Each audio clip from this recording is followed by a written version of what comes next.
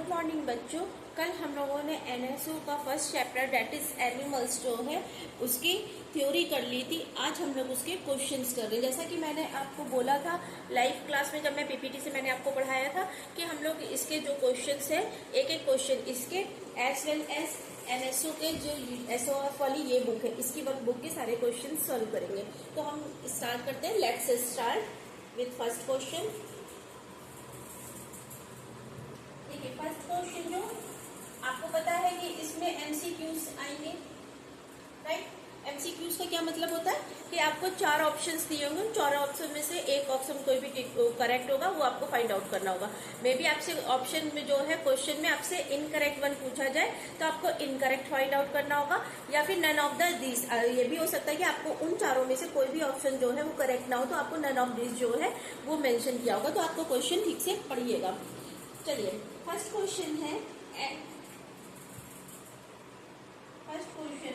a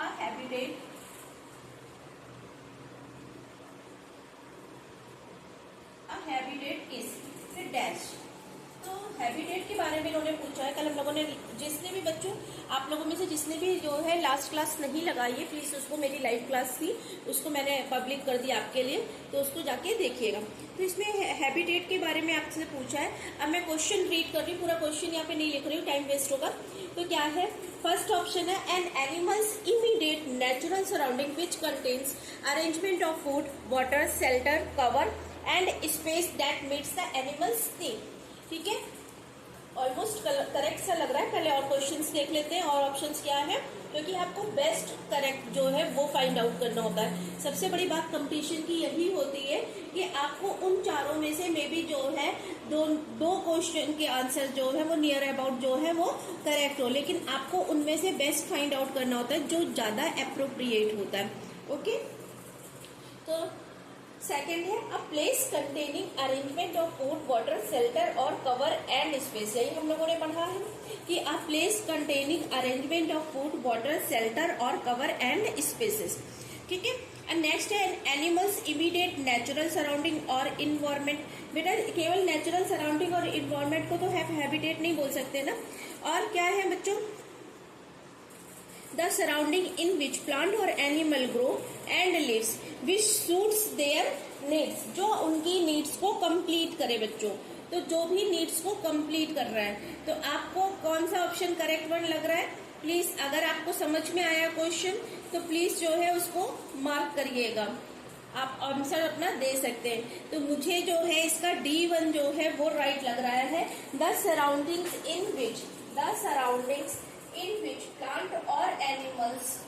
तो क्या है, द सराउंडिंग्स इन विच, मैं रीड कर दे रही हूँ, लंबा स्टेटमेंट है तो लिख नहीं रही हूँ। The surroundings in which a plant और animals grows and lives which suits their need. तो फर्स्ट क्वेश्चन का option D will be a right one. Okay, option D जो है वो करेक्ट होगा।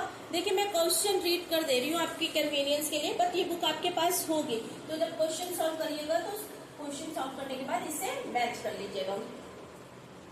नेक्स्ट क्वेश्चन है बच्चों second, ecosystem can be defined as. इसके बारे में पूछा गया आपसे, इकोसिस्टम के बारे में। तो इकोसिस्टम के बारे में मैंने कल आप लोगों को क्या बताया था कि एबायोटिक और बायोटिक कंपोनेंट होते हैं वो आपस में इंटरेक्ट करते हैं। अब बच्चों क्वेश्चंस देखते हैं कि क्या क्वेश्चन इसके स्टेटमेंट्स दिए हुए। The interacting system of living organism and living parts, non living parts of a environment. ठीक है, the interactive system of a living organism and non living parts of the environment. A place where this interaction stated a point a take place.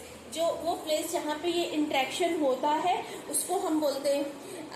जो next option है क्या, interactive system of a living organism and non living parts of environment where this interaction take place. तो मैंने आपको बताया था कि ecosystem में वो सिस्टम होता है, उस सिस्टम के अंतर्गत जो है उस सिस्टम के अकॉर्डिंग जो है क्या होता है कि बायोटिक और abiotic means living and non living जो है वो आपस में इंटरेक्ट करते हैं। ठीक है बच्चों, तो this will be right answer. Question 2 का C will be a right answer. ठीक है। अब मैं फिर से रीड कर दे रही हूँ, एन इंटरेक्टिव सिस्टम, सिस्टम पे एम्फेसाइज करें, ठीक है। सिस्टम मैंने आपको बताया था ना, interactive system of an living organism and non living parts of the environment where these interactions take place, right. चलिए move on the next question. Next question क्या है, third, which category of animals makes up 90% of animal words, ठीक है। तो 90%, देखिए मैंने आपको जब क्लासिफिकेशन बताया था तो बताया था आप लोगों को, ये थर्ड जो है आपको क्या पूछा गया है, 90%, ठीक है। 90% एनिमल्स जो है जो वर्ल्ड को कवर कर रहे हैं उसके बारे में आपसे पूछा कि ऐसे कौन से एनिमल्स हैं जो 90% कवर अप कर रहे हैं पूरे वर्ल्ड को, ठीक है। तो क्या है, देखिए किस कौन थे, क्या मैमल्स से या वर्टिब्रेट्स थे, सॉफ्ट बॉडी एनिमल्स थे, ऐसा नहीं था। इंसेक्ट सबसे लार्जेस्ट ग्रुप जो है वो किसका है, इंसेक्ट्स का है। और इंसेक्ट्स जो है वो बच्चों किस में आते हैं, वो इनवर्टिब्रेट्स में आते हैं। तो answer will be D, that is invertebrates.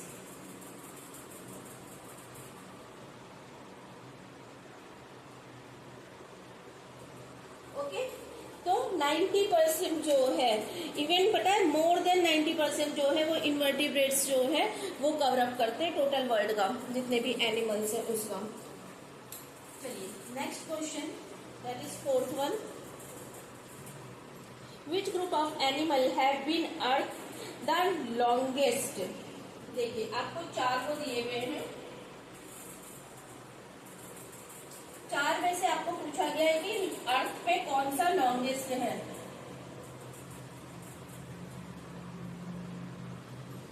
Which group of animals have been on the earth longest. तो बेटा जो इसमें ऑप्शंस दिए हुए हैं वो आपको मैमल्स दिया हुआ है, बर्ड्स दिया हुआ है। बर्ड्स आपको पता है कि बर्ड्स जो है वो एप्स में आती है। मैमल्स भी आपको कल बताए थे मैंने कि मैमल्स की क्या कैरेक्टरिस्टिक्स है। तो बेटा ये सब जो है ये किसमें बिलोंग करते हैं, किससे, हमारे वर्टिब्रेट से बिलोंग करते हैं ना। तो वर्टिब्रेट में अगर आपसे पूछा जाए तो वर्टिब्रेट में फिशेस जो है मीन स्पाइसेस जो है वो सबसे ज्यादा जो है वो लॉन्गेस्ट टाइम से आई है। इसका मतलब फोर्थ का option will be D, will be right answer. Option D will be right answer for fourth question.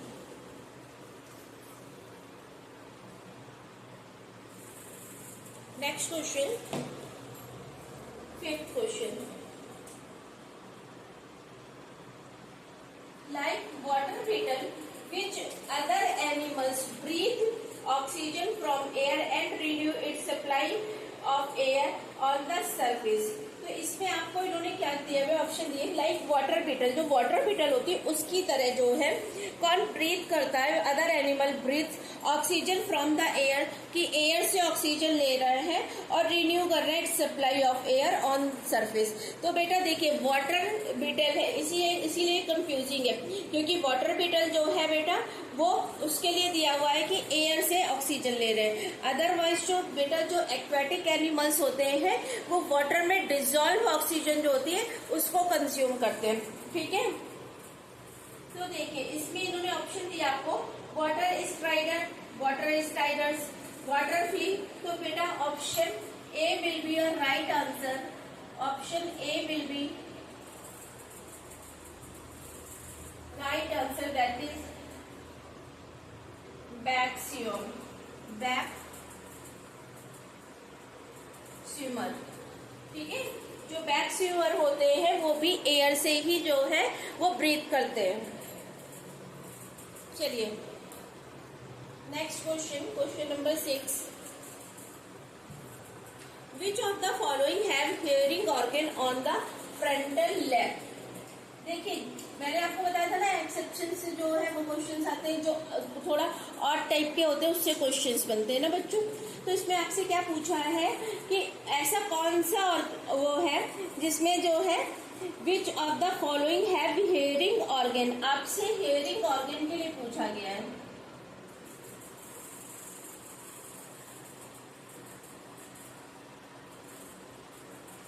Hearing organs, तो वो हेयरिंग ऑर्गन्स का स्पेसिफिक आपको दिया हुआ है कि वो कहाँ पे प्रेजेंट है, देयर फ्रंट लेग, ठीक है। तो इस क्वेश्चन को मार्क कर लीजिएगा एज अ नोट, अपने नोट्स में जो है वो लिख लीजिएगा कि जो आपने सुना है बुश क्रिकेट, ठीक है। तो इसमें क्या होता है, इसके पैरों में इसके हियरिंग ऑर्गन्स होते हैं, ठीक है। तो इसको आप अपनी नोटबुक में जहां भी आपने नोट्स बनाए हुए हैं वहां पे मार्क करके लिख लीजिएगा कि इसके हियरिंग बुश क्रिकेट जो है उसका हियरिंग ऑर्गन कहाँ पे प्रेजेंट होता है, इसके फ्रंटल लेग में। तो 6th का D will be right answer, D will be a right answer. Now come to the next question, that is question number 7.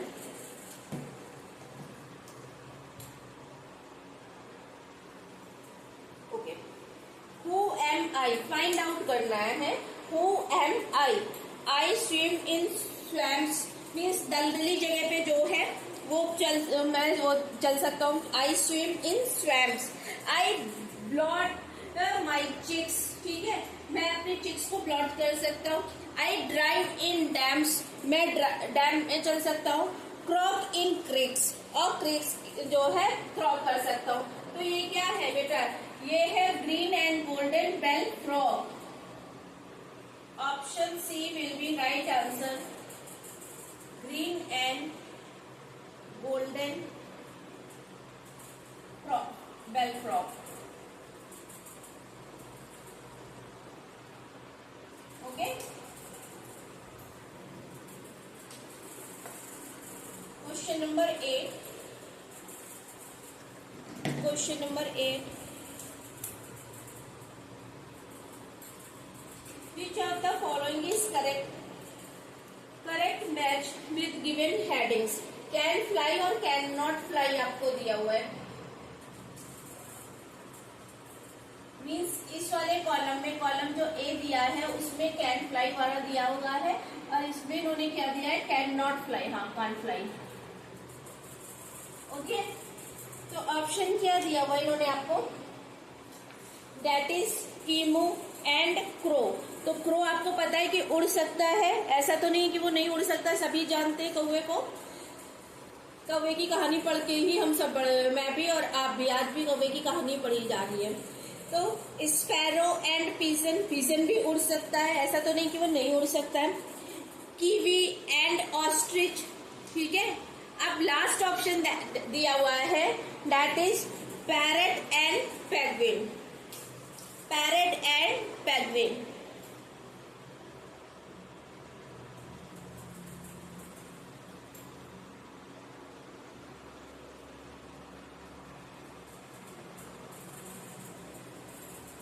Okay, question 8 का D will be a right answer.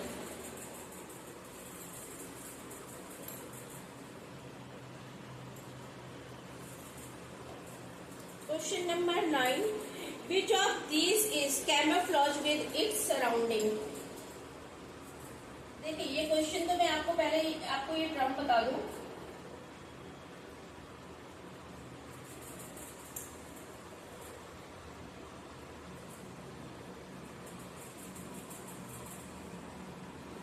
ये term क्या है, camouflage क्या होता है, ये अपनी surrounding के अकॉर्डिंग अपना जो है वो मार्फोलॉजी चेंज कर लेते, जो इनका कलर है वो अकॉर्डिंग टू जो है वो चेंज हो जाता है। जो जिस कलर में प्रेजेंट होंगे, जिस सराउंडिंग में प्रेजेंट होंगे, उसी के जो है उसी से रिजेंबल करते हैं। इससे क्या होता है कि इनको प्रोटेक्शन मिलती है, इससे कि इजीली जो है वो आइडेंटिफाइड नहीं होते। तो इस कैमोफ्लेज में मैंने शायद आपको नोट्स में कराया हुआ है, I am not pretty much sure, लेकिन होता यही है कि ये अपनी सराउंडिंग से अपने आप को रिजेंबल्स कर लेते हैं। उसकी वजह से क्या होता है कि इनको इजीली जो है वो डिटेक्ट करना जो है वो टफ होता है। तो इन्होंने जो 3 ऑप्शन दिए वो तीनों कैमोफ्लेज शो कर रहे हैं। कैमोफ्लेज चलिए मैं आपको करा दूंगी, मैंने एडॉप्टेशन में मुझे आई थिंक कराया है, नहीं कराया, करा दूंगी। तो ऑप्शन डी जो है, इसमें पोलर बियर दिया हुआ है बच्चों, एक इसमें टाइगर दिया हुआ है, और एक जो है इन्होंने वो एक एनिमल का और इमेज दी हुई है। तो ये बुक आपके पास अवेलेबल है। तो क्वेश्चन जो 9 है उसका जो answer D will be a right.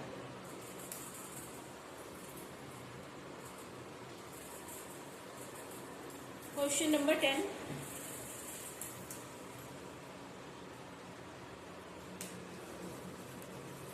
choose the correct options, choose the correct option to answer the sentence below. Animals return water to environment by, ठीक है, क्या है, एनिमल्स वाटर में चले जाते हैं, ठीक है, क्यों, बाय किससे, तो देखिए पर्सपायरिंग होती है और क्या होती है, यूरिनेशन। कुछ एनिमल्स जो है वो क्या करते हैं, वो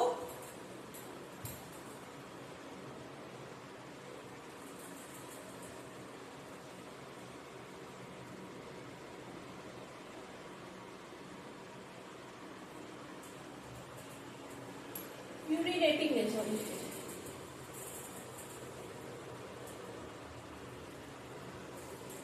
ठीक है। तो choose the correct option in the for the following sentence given below. Answer retain water to the environment by perspiring, drinking, breathing.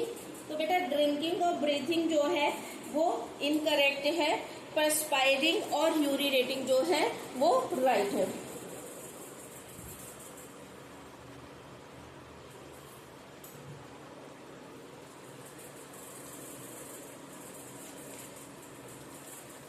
अब देखिए वेन डायग्राम दिया है, आई होप कि आपको वेन डायग्राम स्टडी करना आता है।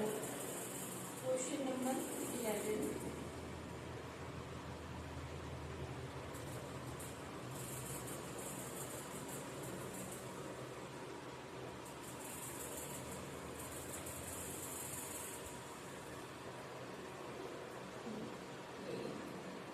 इस तरह का एक वेन डायग्राम है, इसमें इन्होंने क्या करा है, मार्किंग करी है। मैं आपको क्वेश्चन रीड करने से पहले ये वेन डायग्राम स्टडी करना बता देती हूँ।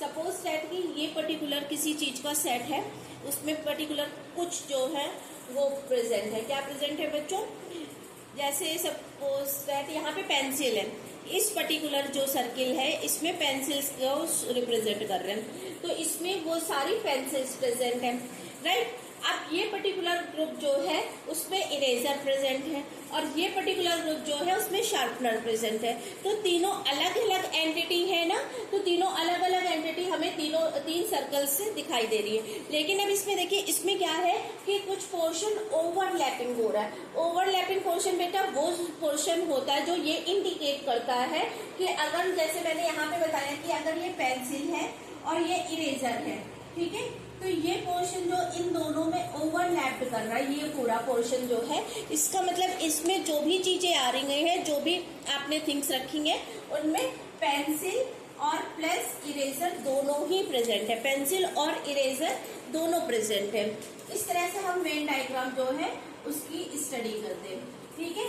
अब देखिए मैंने क्या बताया था कि ये अगर शार्पनर है तो बच्चों क्या है, ये पोर्शन जो है ये वाला पूरा, ये दिस वन, तो इसमें ये क्या हो रहा है बेटा, इसमें जो भी है उसके पास पेंसिल प्लस शार्पनर दोनों चीजें आती है ना, ऐसी पेंसिल जिसमें शार्पनर भी इंक्लूडेड होता है और इरेजर भी इंक्लूडेड होती है। अब देखिए एक पोर्शन आपको ऐसा दिख रहा होगा, ये वाला पोर्शन, दिस मच,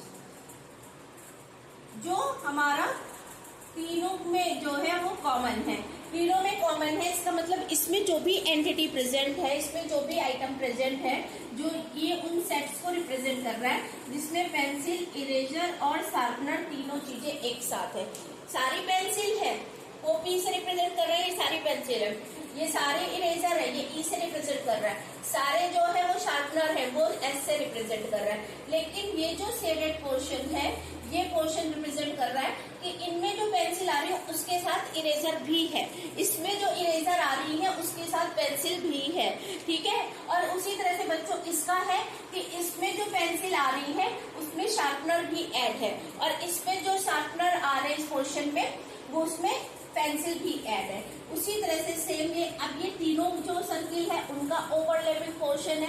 इसका मतलब क्या है बच्चों कि यहाँ पे जो है जो भी चीज प्रेजेंट है उसमें क्या है, पेंसिल, इरेजर, शार्पनर तीनों चीजें इंक्लूडेड है इस पर्टिकुलर पोर्शन में। लेकिन एक पोर्शन आप ये भी देखिए बच्चों जिसमें सिर्फ ये है, ये वाला सर्किल, जिसमें सर्किल ई ओवरलैप हो रहा है विद एस, सर्किल के साथ।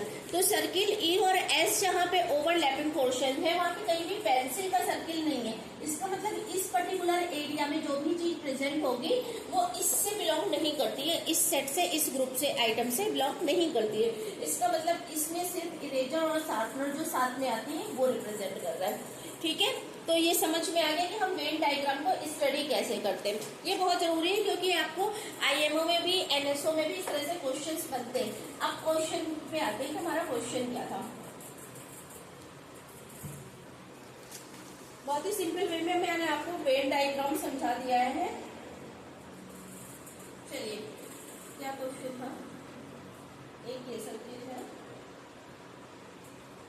एक ये है एन। तो ये पोर्शन क्या है बेटा? जेड है, पी है, और क्या है? आर है, वाई है, एक्स है और क्यू है। ये तो हमारा सर्किल है। अब इसके लिए इन्होंने क्यू के लिए क्या कंडीशन दी गई है कि लेस एक्स, ठीक है, एक्स जो है उनको लेकर दे। ठीक है, आर के लिए क्या दिया हुआ है? Breathing through gills.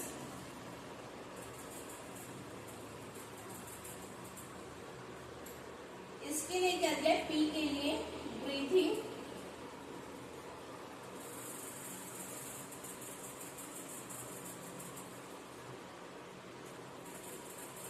Through lungs. ठीक है, कि पर्टिकुलर जो क्यू वाले एनिमल्स हैं वो कैसे हैं? जो हम पर्टिकुलर एग लेइंग एनिमल्स है, कि वो अपने जैसे इंडिविजुअल को जो है वो बेबी इंडिविजुअल को नहीं वो करते, वो क्या देते हैं? एग देते, एग लेइंग एनिमल्स है। अब आर वाला जो ग्रुप है बच्चों वो कैसा है? जो गिल्स से ब्रीथ करता है, गिल्स चेन में प्रेजेंट होते हैं। और ये जो है पी वाला ग्रुप, ये क्या रिप्रेजेंट कर रहा है? जो लंग्स के थ्रू जो है वो करते हैं ब्रीथिंग। अब मैं क्वेश्चन आपके लिए रीड करती हूँ कि क्या पूछा गया। Study the Venn diagram, study the Venn diagram carefully which alphabet represent the fish। ठीक है, कौन सा अल्फाबेट ऐसा है जो हमारे फिश को रिप्रेजेंट कर रहा है? देखिए फिश क्या होती है बेटा? गिल्स से जो है वो करती है। ठीक है, गिल्स प्रेजेंट होते हैं उसमें ब्रीथिंग के लिए, और एग लेइंग होती है। गिल्स प्रेजेंट होते हैं और एग लेइंग होती है। इसका मतलब जो है एक्स वाला जो है वो राइट वन है, क्योंकि वो जो है फिशेस जो है कभी भी लंग्स के थ्रू जो है ब्रीथ नहीं करेंगी। तो इसका मतलब क्या है कि option B will be right for question number 11। Option B will be right. ठीक है, question number 11 that is X. X जो है वो हमारा किसको रिप्रेजेंट कर रहा है? फिश को। क्योंकि फिश क्या होती है? एग लेइंग होती है और ब्रीथ करती है थ्रू द गिल्स।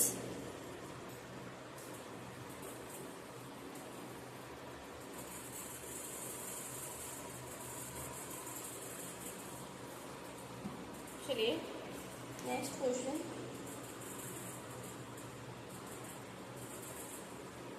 क्वेश्चन है आपका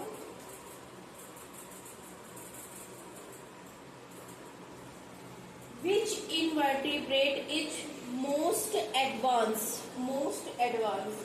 देखिए ये आप ये वाला क्वेश्चन बच्चों तभी आप कर सकते हो जब आपको जो है एनिमल किंगडम अच्छे से पता, और अभी आपके में एनिमल किंगडम है नहीं, इसलिए मैंने आपको कराया दिया।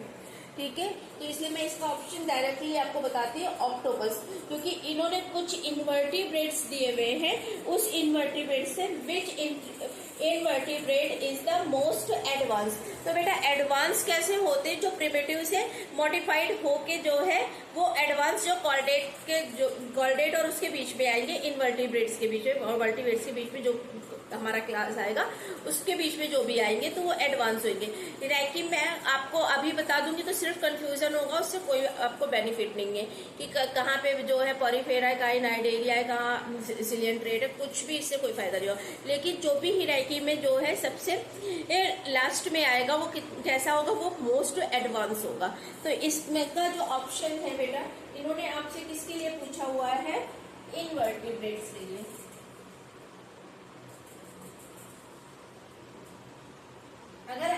कहेंगे तो मैं आपके लिए जो है इस पे एक क्लास दे दूंगी, लेकिन वो आपको और कंफ्यूज करेगा, इसलिए मैं नहीं बता रही हूँ। मेरे बायोलॉजिकल क्लासिफिकेशन बनाने में कोई प्रॉब्लम नहीं है, लेकिन अभी अगर आप पढ़ेंगे तो आपको कंफ्यूजन हो जाएगा। बट अगर फिर भी अगर आप चाहते हैं पढ़ना तो प्लीज मुझे कमेंट बॉक्स में बता दीजिएगा कि आपको बायोलॉजिकल क्लासिफिकेशन करना है। ठीक है, तो इनवर्टिब्रेट्स जो इसका ऑप्शन है बेटा उसमें ऑक्टोपस विल बी राइट, क्योंकि इसके पहले के जो है वो कैसे है, प्रिमिटिव टाइप के हैं। Question number 14, which of the following statement about fish is not true. Fish के रिगार्डिंग आपसे पूछा गया है फिश से कि which of the following statement is about of fish is not true. All fish have gills, all fish have gills, all fish in water, all fish use fins for balancing, all fish are warm blooded। Very good. देखिए यही हम लोगों ने अभी कल की class में मैंने आप लोगों को कराया था कि फिश में गिल्स तो प्रेजेंट होते हैं, और मैंने बताया भी था कि जो अनपेयर्ड गिल्स होते हैं वो क्या करते हैं, बैलेंसिंग फिन्स जो होते हैं वो क्या करते हैं, अनपेयर्ड गिल्स बोल रहा था सॉरी, बट फिन्स के लिए बताया था कि एक पेयर्ड होते हैं एक अनपेयर्ड होते हैं। पेयर्ड उनको फॉरवर्ड मूवमेंट के लिए हेल्पफुल होते हैं, और जो अनपेयर्ड होते हैं वो क्या करते हैं, बॉडी की बैलेंसिंग के लिए होते हैं, और वाटर में रहती है। तो ये सारे तो ट्रू है, लेकिन कल मैंने आपको बताया था वार्म ब्लडेड जो है वो सिर्फ एप्स और मैमल्स है। वर्टिब्रेट्स में वार्म ब्लडेड जो है वो एप्स और मैमल्स है। तो इसमें जो इन्होंने लास्ट ऑप्शन दिया है this is incorrect, all fish are the warm blooded. Last D1 will be a incorrect answer for question number 14। चलिए क्वेश्चन नंबर 15,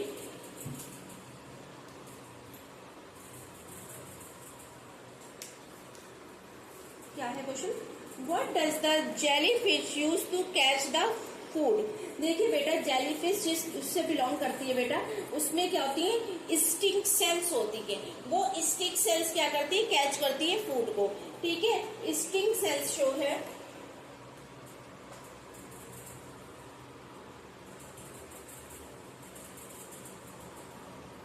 ये क्या करती है, जो प्रे होता है उसको कैच करती है। ठीक है, तो कैच फूड और प्रे जो है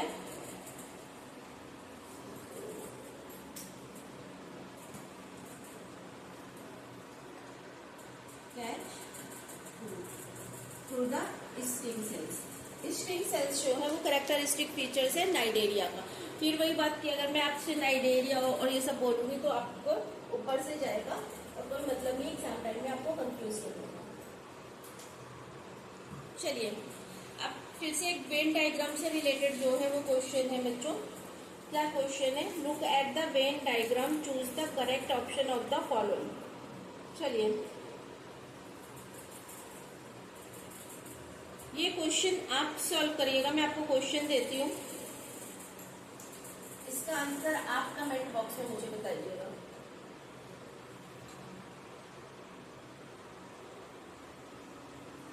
आप आंसर ना बताइएगा, आप सिर्फ इसको मुझे एक्सप्लेन करिएगा। ये एक पर्टिकुलर प्रोटेक्टेड फॉरेस्ट है। प्रोटेक्टेड फॉरेस्ट क्या होता है, जहाँ पे हंटिंग वगैरह अलाउड नहीं होती, वो हमारा प्रोटेक्टेड फॉरेस्ट होता है।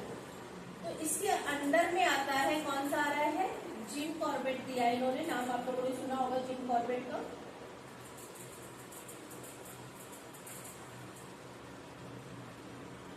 National park. ठीक है, फिर इसी के अंडर में, क्योंकि प्रोटेक्टेड फॉरेस्ट है, इसी के अंदर में जो है वो क्या आ रहा है, घना। अब ये क्वेश्चन जो है वेन डायग्राम जो है उसको एक्चुअली में मैंने आपसे बोल दिया है इसको एक्सप्लेन करना। इसको एक्सप्लेन करने की रिक्वायरमेंट इस क्वेश्चन में है नहीं। देखिए वेन डायग्राम आपको क्लियर हो रहा है बच्चों, इसमें अलग अलग दिया है। देखिए प्रोटेक्टेड फॉरेस्ट जो है उसमें ये भी आएगा, उसमें ये भी आएगा, लेकिन जो बाकी इन्होंने दिए हुए हैं उसमें कुछ पोर्शन जो है, एक भी तो ऑप्शन 1 में क्या दिया हुआ है कि प्रोटेक्टेड फॉरेस्ट का इन्होंने अलग एंटिटी एक सेट शो कर दिया, जिम कॉर्बेट अलग शो कर दिया, घना अलग शो कर दिया, जो बिल्कुल ही रॉन्ग है। इसके बाद इन्होंने एक दिया जिसमें प्रोटेक्टेड फॉरेस्ट कुछ पोर्शन घना का कवर कर रहा है, कुछ जिम कॉर्बेट का कवर कर रहा है। ऐसा नहीं है बेटा, प्रोटेक्टेड एरिया एरिया ये भी है, प्रोटेक्टेड एरिया ये भी है, तो ये दोनों तो कंप्लीटली इसके अंडर में ही आएंगे। तो इसके अंडर में डी वाले में आप रहे, इसलिए D1 will be right answer. Okay,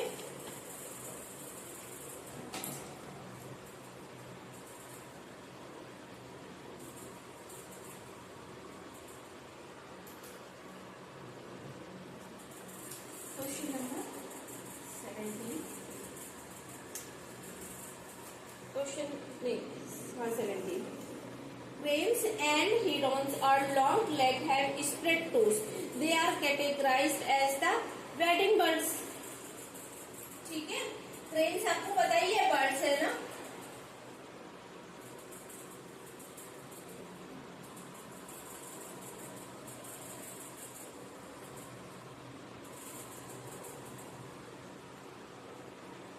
तो option C will be right answer.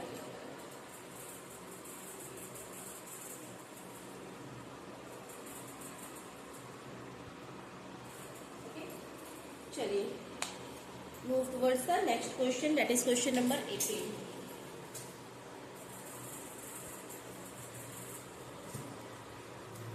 Please आप अपने फ्रेंड्स के साथ इसको शेयर करिएगा कि ज्यादा से ज्यादा लोग जो है वो इस सीरीज के साथ जुड़े हैं, जो NSO की सीरीज है। इसमें आपको जो है बटरफ्लाई की स्टेजेस दी हुई है और बटरफ्लाई की स्टेज 3 फाइंड आउट करने के लिए बोला है। तो बेटा देखो, एक में क्या होता है कि वो लार्वा में कन्वर्ट होती है, लार्वा के बाद कैटरपिलर, कैटरपिलर के बाद जो है प्यूपा। आपसे जो स्टेज 3 पूछी है बच्चों, वो क्या होती है? प्यूपा।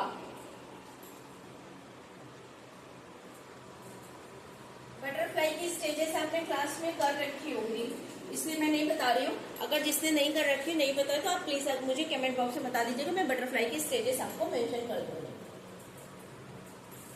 चलिए, एनिमल माइग्रेट्स टू, माइग्रेशन से जो हम लोग की स्लाइड पर लास्ट टॉपिक था उससे क्वेश्चन है। Animals migrate to reach their breeding groups, to escape harsh weather, to search for food. तो बेटा ये तीनों ही चीजों के लिए एनिमल्स जो है वो माइग्रेट करते हैं, कि अपने ब्रीडिंग ग्रुप के पास पहुंचने के लिए, हार्श वेदर जो है उससे अपने आप को बचाने के लिए, और फूड की सर्च के लिए।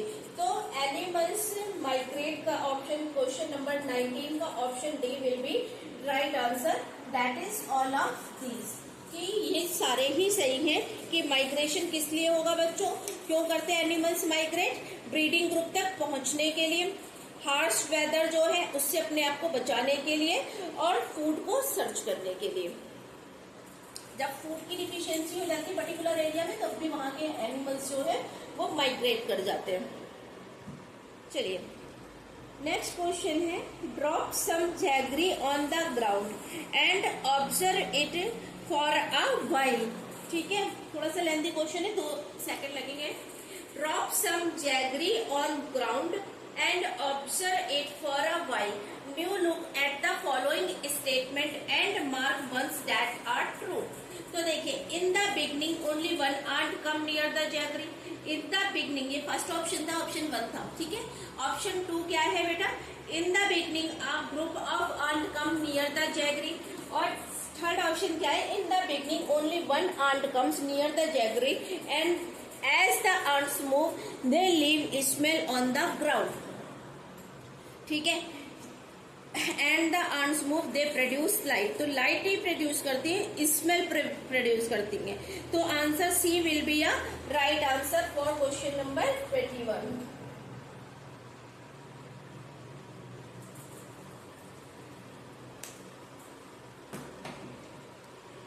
आई can spot my prey from miles away. मैं अपने प्रे को देख सकता हूँ मीलों दूर जो है उसको भी देख सकते हो। कौन देख सकता है बेटा? ईगल देख सकती है, आपको पता है। Mosquito can find you by. तो मॉस्किटो हमें कैसे ढूंढ लेते हैं? साउंड ऑफ योर बॉडी, हमारी बॉडी के साउंड से नहीं। Smell of your body, yes, हमारी उसके। अब देखिए थर्ड ऑप्शन इन्होंने क्या दिया है? शैडो ऑफ योर बॉडी, नहीं, ऐसा कुछ भी नहीं। स्मेल जो होती है पर्टिकुलर, उससे जो है मॉस्किटो हमें फाइंड आउट कर लेते हैं। चलिए नेक्स्ट दिया हुआ है the animals shown in picture below warn other animals of danger such as the arrival of tiger और लेपर्ड।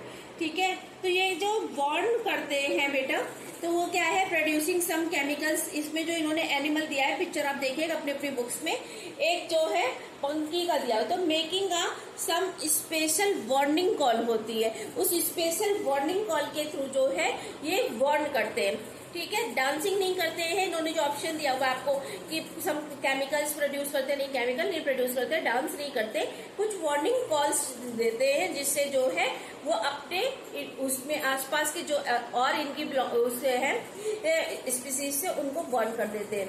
ठीक है, अब लास्ट क्वेश्चन है इसका, in looks like a bear but it not, वो बियर की तरह दिखता है लेकिन बियर है नहीं। It spends almost 17 hours of day sleep. ठीक है, वो क्या करता है, नियर अबाउट जो है एक दिन में 17 घंटे सोता है।